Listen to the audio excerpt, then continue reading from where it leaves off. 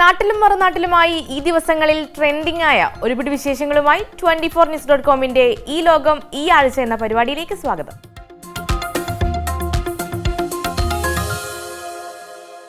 ചിലപ്പോൾ ചെറിയ കാര്യങ്ങൾ വലിയ പ്രശ്നങ്ങൾ ഉണ്ടാക്കിയേക്കാം. വെറും 5 സെന്റിമീറ്റർ മുല്ലപ്പൂവിന് 1.25 ലക്ഷം രൂപ പിഴയടക്കേണ്ടി വരുന്ന അവസ്ഥയെക്കുറിച്ച് ഓർത്തിട്ടുണ്ടോ? നടി നവ്യ നായർക്ക് ഓസ്ട്രേലിയയിൽ വെച്ച് അങ്ങനൊരു അനുഭവം ഉണ്ടായി. ഇത് ഓസ്ട്രേലിയയിലെ കർശനമായ ജൈവ സുരക്ഷാ നിയമങ്ങളെക്കുറിച്ച് നമ്മെ ഓർമ്മിപ്പിക്കുന്നു. കൂടുതൽ വിവരങ്ങൾ സ്വപ്ന സുജിത് നൽകും. 15 സെന്റിമീറ്റർ മുല്ലപ്പൂ അല്ലേ ഉള്ളൂ, പക്ഷേ കിട്ടിയതോ ഏകദേശം 1.25 ലക്ഷം രൂപയുടെ പിഴയാണ്. സംഭവം നടി നവ്യ നായർ ഓസ്ട്രേലിയയിലേക്ക് വിമാനത്തിൽ യാത്ര ചെയ്തപ്പോഴാണ്. ഓണത്തിന് വിക്ടോറിയയിലെ മലയാളി അസോസിയേഷന്റെ ഒരു പരിപാടിയിൽ പങ്കെടുക്കാൻ മെൽബൺ അന്താരാഷ്ട്ര വിമാനത്താവളത്തിൽ നടി എത്തിയപ്പോൾ കൈവശമുണ്ടായിരുന്നത് 15 സെന്റിമീറ്റർ നീളമുള്ള മുല്ലപ്പൂ മാത്രം. പക്ഷേ അധികാരികൾക്ക് അതത്ര ചെറിയ കാര്യമായിരുന്നില്ല. മുല്ലപ്പൂ കൈവശം വെച്ചതിന് നടി അടയ്ക്കേണ്ടി വന്നത് ഏകദേശം 1.25 ലക്ഷം രൂപ പിഴയാണ്. സാധാരണക്കാർക്ക് ഒരുപക്ഷെ വിചിത്രമായി തോന്നാവുന്ന ഈ സംഭവം ഓസ്ട്രേലിയയുടെ കർശനമായ ജൈവ സുരക്ഷാ നിയമങ്ങളെക്കുറിച്ചാണ് നമ്മെ ഓർമ്മിപ്പിക്കുന്നത്. നവ്യ തന്നെയാണ് ഇക്കാര്യം വെളിപ്പെടുത്തിയതും. 5 സെന്റിമീറ്റർ നീളമുള്ള മുല്ലപ്പൂവാണ് തൻ്റെ കയ്യിൽ ഉണ്ടായിരുന്നതെന്നും അതിന് $1980 അല്ലെങ്കിൽ 1.25 ലക്ഷത്തോളം രൂപ പിഴ അടയ്ക്കാൻ അധികൃതർ ആവശ്യപ്പെട്ടുവെന്നും നടി ഓണപ്പരിപാടിയിൽ സംസാരിക്കവേ വ്യക്തമാക്കി. മുല്ലപ്പൂവ് കൊണ്ടുപോകാൻ പാടില്ലെന്ന നിയമം തനിക്ക് അറിയില്ലായിരുന്നുവെന്നും 28 ദിവസത്തിനകം പിഴ അടയ്ക്കണമെന്നാണ് അധികൃതർ പറഞ്ഞതെന്നും നവ്യ പറഞ്ഞു. എന്നാൽ നടിയിൽ നിന്ന് ഈ പിഴ ഈടാക്കിയതിന്റെ പിന്നിലുള്ള കാരണം എന്താണെന്ന് എത്ര പേർക്കറിയാം? ഈ സംഭവം ഓസ്ട്രേലിയയിലെ കർശനമായ ജൈവ സുരക്ഷാ നിയമങ്ങളെക്കുറിച്ച് പൊതുജനങ്ങളെ ബോധവാന്മാരാക്കേണ്ടതിന്റെ ആവശ്യകതയാണ് ഓർമ്മിപ്പിക്കുന്നത്. ഓസ്ട്രേലിയയുടെ സമ്പദ് വ്യവസ്ഥയും പരിസ്ഥിതിയെയും രോഗങ്ങളിൽ നിന്നും കീടങ്ങളിൽ നിന്നും സംരക്ഷിക്കുന്നതിനു വേണ്ടിയാണ് അവിടുത്തെ സർക്കാർ ജൈവ സുരക്ഷാ നിയമങ്ങൾ കർശനമാക്കിയത്. സസ്യങ്ങൾ, പൂക്കൾ, ഭക്ഷണം, മണ്ണ്, മൃഗങ്ങൾ എന്നിവയുമായി ബന്ധപ്പെട്ട ഉൽപ്പന്നങ്ങൾ രാജ്യത്തേക്ക് കൊണ്ടുവരുന്നതിന് കർശനമായ നിയന്ത്രണങ്ങളുണ്ട്. നവ്യയുടെ കൈവശമുണ്ടായിരുന്ന മുല്ലപ്പൂവ് സസ്യങ്ങളുടെ പട്ടികയിൽ വരുന്നതിനാൽ ഇത് ഇറക്കുമതിക്ക് നിരോധനമുള്ള ഇനമാണ്. ഇതറിയാതെയാണ് നടി മുല്ലപ്പൂവ് കൊണ്ടുപോയതെങ്കിലും നിയമം തന്നെയാണെന്ന് അധികൃതർ വ്യക്തമാക്കി. ഇത്തരം വസ്തുക്കൾ കൈവശമുണ്ടെങ്കിൽ യാത്രക്കാർ അധികൃതരെ മുൻകൂട്ടി അറിയിക്കണം. അല്ലാത്ത പക്ഷം അത് നിയമവിരുദ്ധമായി കണക്കാക്കുകയും ഭീമമായ തുക പിഴയായി ചുമത്തുകയും ചെയ്യും. നവ്യ നായർക്ക് നേരിട്ട ഈ അനുഭവം രാജ്യാന്തര യാത്രക്കാർക്ക് ഒരു പാഠമാണ്. ഓരോ രാജ്യത്തേക്കും യാത്ര ചെയ്യുമ്പോഴും അവിടുത്തെ നിയമങ്ങളെക്കുറിച്ച് മുൻകൂട്ടി മനസ്സിലാക്കേണ്ടത് അത്യാവശ്യമാണ്. അറിയാതെയാണെങ്കിൽ പോലും നിയമം ലംഘിച്ചാൽ വലിയ വില നൽകേണ്ടി വരുമെന്ന് ഈ സംഭവം നമ്മളെ എല്ലാവരെയും ഓർമ്മിപ്പിക്കുന്നു. യാത്ര പുറപ്പെടുന്നതിന് മുൻപ് ഇത്തരം കാര്യങ്ങൾ ശ്രദ്ധിക്കുന്നതിലൂടെ അപ്രതീക്ഷിത പ്രശ്നങ്ങളും സാമ്പത്തിക നഷ്ടവും ഒഴിവാക്കാനും സാധിക്കും. സമൂഹ മാധ്യമങ്ങൾ വഴി വൈറലായ ട്രെൻഡിംഗ് ആയ ഒട്ടനവധി പേരുണ്ട്. അങ്ങനെ ഒരു കൗമാരക്കാരനെ കുറിച്ചാണ് പറയാൻ പോകുന്നത്. ദൈവത്തിന്റെ ഇൻഫ്ലുവൻസർ എന്നറിയപ്പെടുന്ന കാർലോ അക്കൂത്തീസ് ആരാണ്?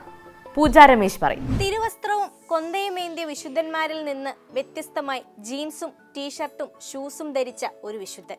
ഫുട്ബോളിനെ സ്നേഹിക്കുകയും പോക്കിമോൻ കാണുകയും പ്ലേ സ്റ്റേഷൻ കളിക്കുകയും ചെയ്യുന്ന ഒരു വിശുദ്ധൻ. ഇങ്ങനെയൊരു വിശുദ്ധൻ ചരിത്രത്തിൽ തന്നെ ഇതാദ്യമാണ്.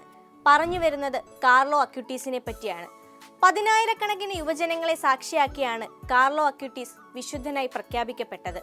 ക്രൈസ്തവ വിശ്വാസം പ്രചരിപ്പിക്കുന്നതിനായി സാങ്കേതിക വിദ്യ ഉപയോഗിച്ച കത്തോലിക്ക സഭയിലെ ആദ്യ മില്ലനിയൽ വിശുദ്ധനാണ് കാർലോ അക്യൂട്ടീസ്. ആരാണ് ഈ Carlo Acutis?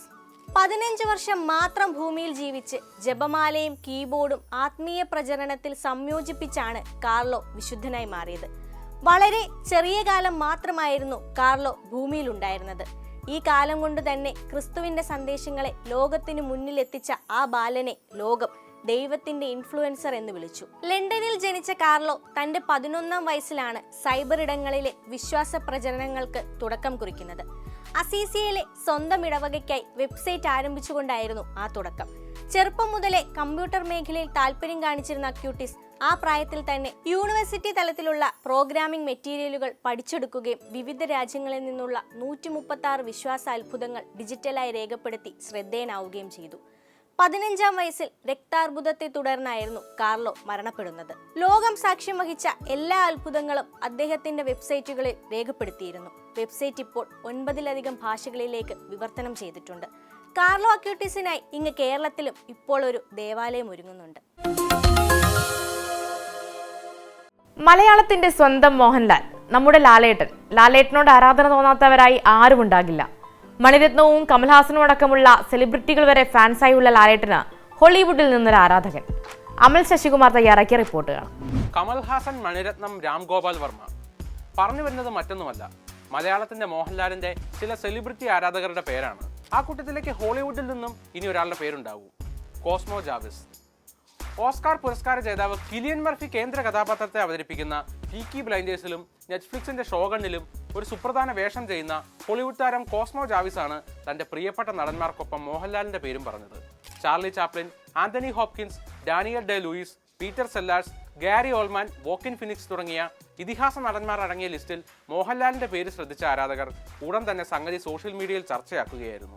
The article magazine എന്ന ഫിലിം വെബ്സൈറ്റിന് നൽകിയ പ്രത്യേക അഭിമുഖത്തിലാണ് കോസ്മോ ജാവിസ് ഇക്കാര്യം വെളിപ്പെടുത്തിയത്. ഒരു ഹോളിവുഡ് താരം എങ്ങനെയാണ് മോഹൻലാലിന്റെ സിനിമകൾ കണ്ടുവെന്നതും മോഹൻലാലിനെ അദ്ദേഹം എത്രത്തോളം അറിഞ്ഞിട്ടുണ്ട് എന്നുമൊക്കെയുള്ള അനവധി ചോദ്യങ്ങളാണ് പോസ്റ്റുകൾക്കിടയിൽ ആരാധകർ കമന്റ് ചെയ്യുന്നത്.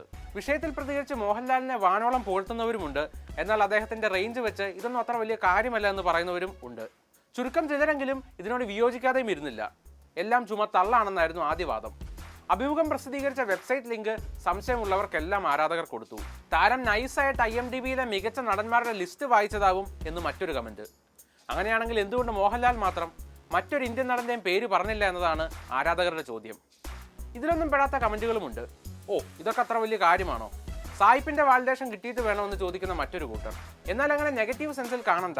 മലയാള സിനിമയെ ലോകത്തിന്റെ പല കോണിലും ഇരുന്ന് പലരും ആസ്വദിക്കുന്നതിന്റെ തെളിവായി കണ്ടാൽ പോരാ ഇതെന്നാണ് മറ്റൊരു മറുവാദം. പീക്കി ബ്ലൈൻഡേഴ്സും ഷോഗണ്ണും മാത്രമല്ല, അനിഹിലേഷൻ, ലേഡി മാക്ബത്ത്, പെർസുവേഷൻ തുടങ്ങിയ നിരവധി ചിത്രങ്ങളിലും താരം പ്രത്യക്ഷപ്പെട്ടിട്ടുണ്ട്. അങ്ങനെ ഇന്നത്തെ വിശേഷങ്ങൾ അവസാനിക്കുന്നു. ഇനി ഈ ലോകം ഈ ആഴ്ച അടുത്ത ബുധൻ സെപ്റ്റംബർ 17. വീണ്ടും കാണും വരെ ഗുഡ് ബൈ ഫ്രം മേഘ്ന മുരളി. Keep watching 24.